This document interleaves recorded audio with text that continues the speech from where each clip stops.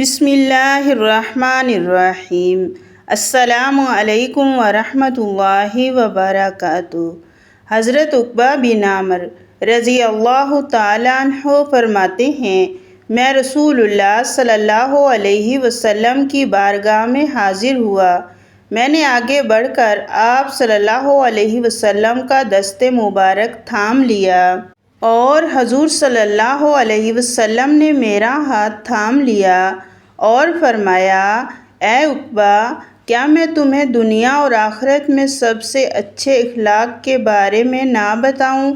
پھر فرمایا، جو تجھ سے قطع تعلق کرے تو اس سے مل، جو تجھے محروم رکھے تو اس کو دے، جو تجھ پر ظلم کرے تو اس کو معاف کر۔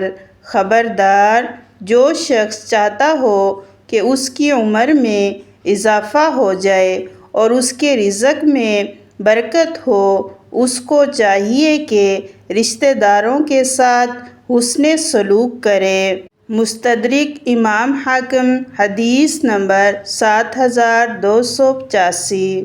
حضرت عبداللہ بن عمر رضی اللہ تعالیٰ عنہما فرماتے ہیں کہ نبی اکرم صلی اللہ علیہ وسلم نے ارشاد فرمایا، اللہ تعالیٰ اس عورت پر نگاہ رحمت نہیں کرتا جو اپنے شوہر کی شکر گزار نہیں ہے، کیونکہ عورت کا شوہر کے بغیر گزارا ہی نہیں۔